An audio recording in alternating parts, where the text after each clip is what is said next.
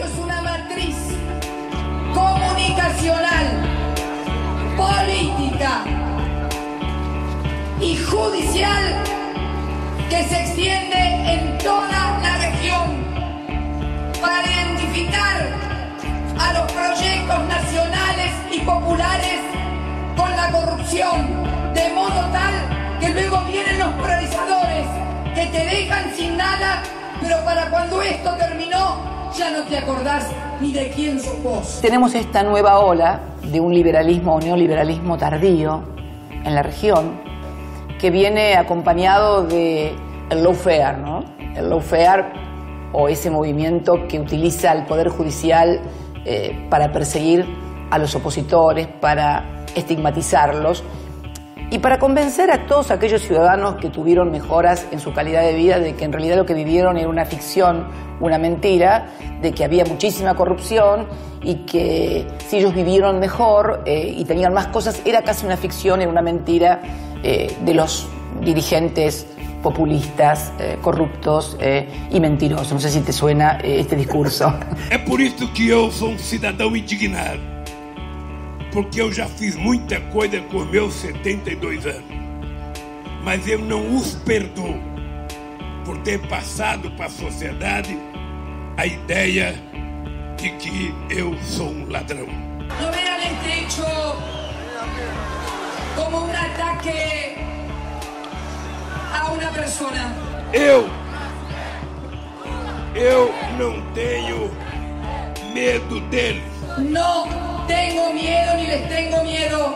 Os poderosos podem matar uma, duas ou três rosas, mas jamais conseguirão deter a chegada da primavera. Me pueden citar 20 veces más. Me pueden meter presa. Para poder hacer el de callar y hacer decir lo que pienso. Não adianta eles acharem que vão fazer com que eu pare. Eu não pararei porque eu não sou mais um ser humano. Eu sou uma ideia. No podrían haberse consumado las entregas y la desgracia sobre tantos argentinos y argentinas sin la complicidad del Poder Judicial. Siempre estarán los que quieran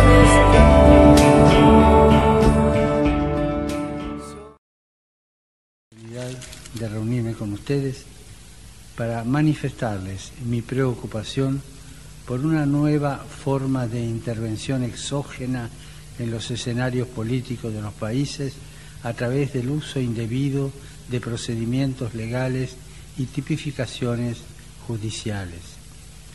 El lawfare, además de poner en serio riesgo la democracia de los países, generalmente es utilizado para minar los procesos políticos emergentes y propender a la violación sistemática de los derechos sociales.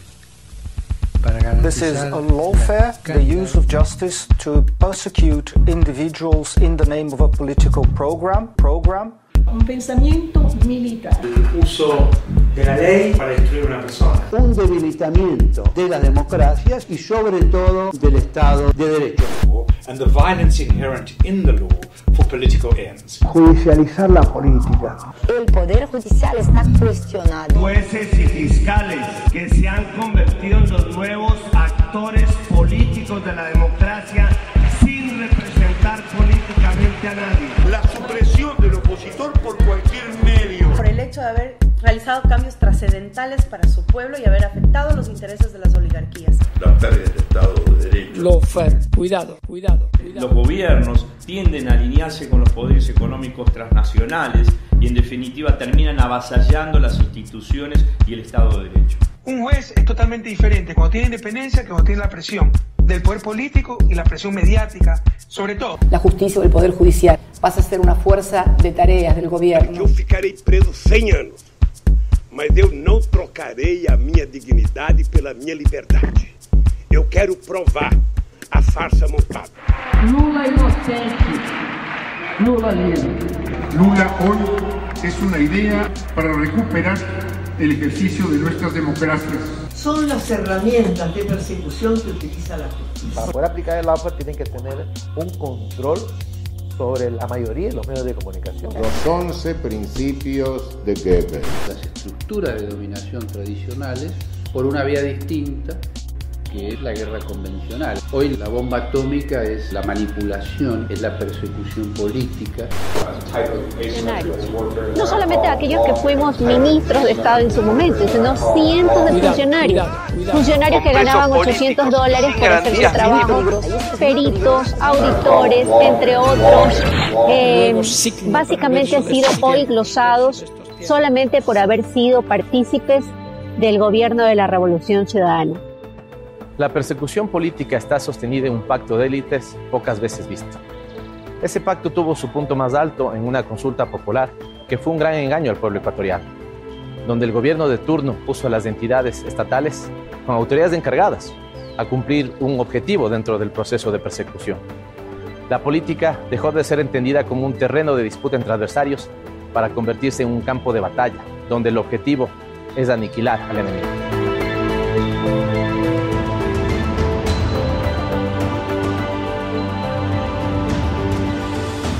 Soy Edwin Jarrín, fui vicepresidente del Consejo de Participación Ciudadana y Control Social.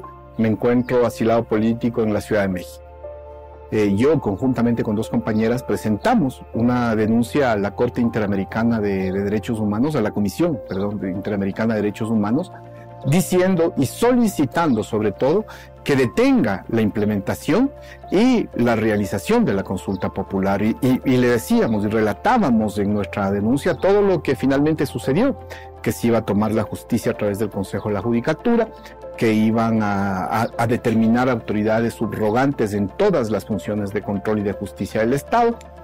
Eso significó ya en sí, para mí, empezar una persecución y un hostigamiento en el tema administrativo, en el tema judicial y también de amedrentamiento de diferentes formas, ¿no?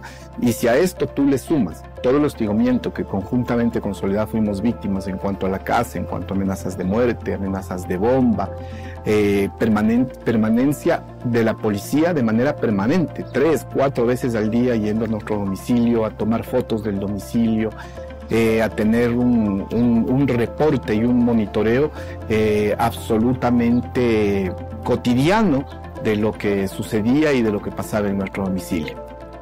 Yo lo que le diría a Lenín Moreno es que reflexione un poco, ¿no?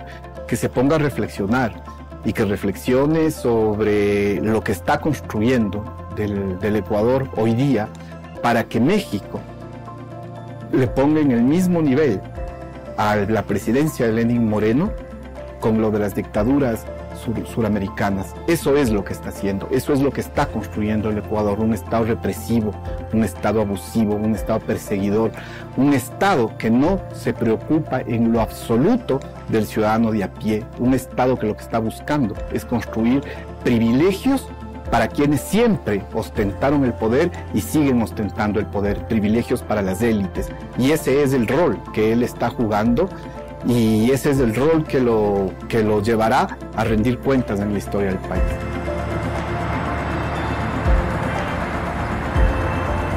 Todo lo que el gobierno de Moreno llama los correístas es una persecución que no importa qué pretexto tenga, pero de alguna manera lo que ellos pretenden es que los principales dirigentes del movimiento de la Revolución Ciudadana estemos fuera de juego, estemos fuera de la política, estemos o en la cárcel o estemos perseguidos fuera del país. Di un discurso político en una convención política interna de nuestro movimiento y llamé a nuestros militantes a acompañar al pueblo en sus luchas en las calles. Es necesario salir, por supuesto, es nuestro derecho salir a reclamar. Incluso la Constitución establece el derecho a la resistencia. Y en cualquier convención internacional de derechos humanos del mundo se establece el derecho a la oposición política.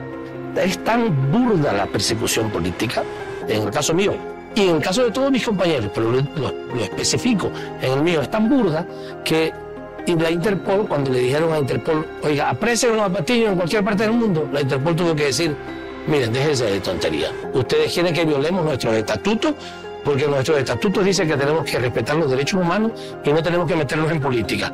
Por tanto, no podemos violar nuestros estatutos. Quédese con su boleta de prisión en el Ecuador, porque al señor Patiño no lo vamos a poner en la difusión roja como ustedes lo piden.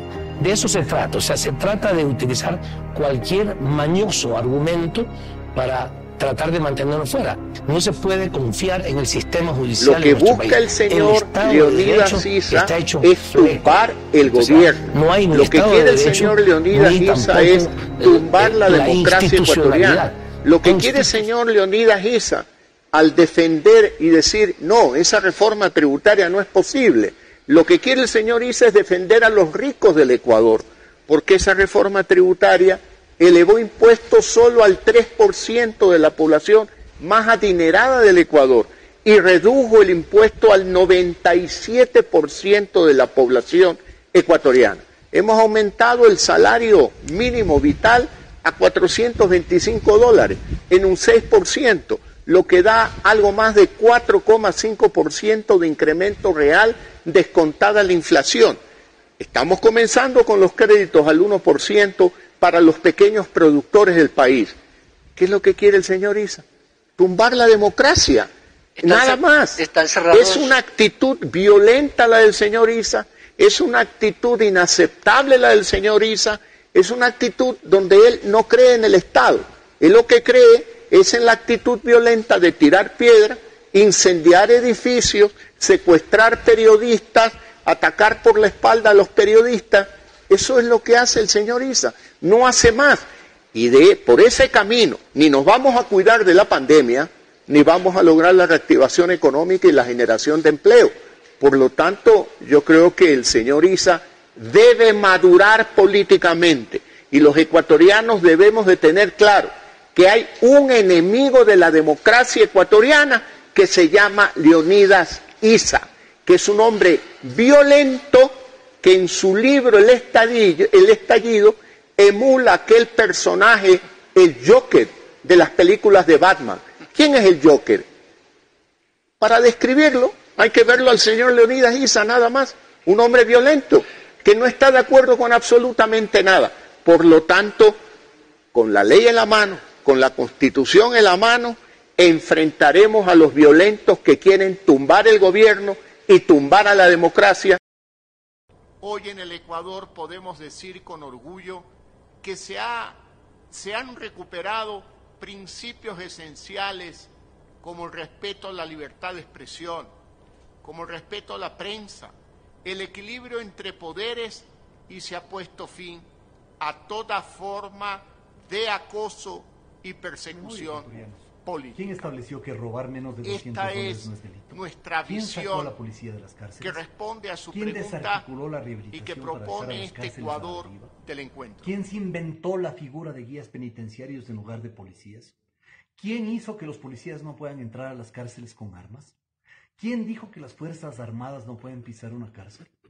¿Quién hizo el Código Integral Penal cargado de garantías a favor de los delincuentes? ¿Quién dejó en la indefensión total a las víctimas del delito? ¿Quién se inventó una defensoría pública volcada en sus inicios solo a defender criminales? ¿Quién impidió que haya una defensoría pública para las víctimas del delito? ¿Quién ordenó que se enjuicie a los policías que intervinieron en la cárcel de Turi? ¿Quién se inventó las normas para que los policías sean apresados y enjuiciados cuando usan sus armas de dotación en defensa de la sociedad? ¿Quién ha liberado a peligrosos delincuentes? ¿Quiénes han dejado de acusar a malhechores para que salgan libres de inmediato? ¿Quién hizo la Constitución de Montecristi con todas esas distorsiones sobre el rol de la fuerza pública? ¿Quién mezcló dentro de las cárceles a peligrosos delincuentes con gente que cometió delitos menores? ¿Quién metió a la cárcel a 116 policías acusándoles de uso excesivo de la fuerza? Esta no es responsabilidad de Guillermo Lasso, porque él no hizo nada de lo que acabo de mencionar.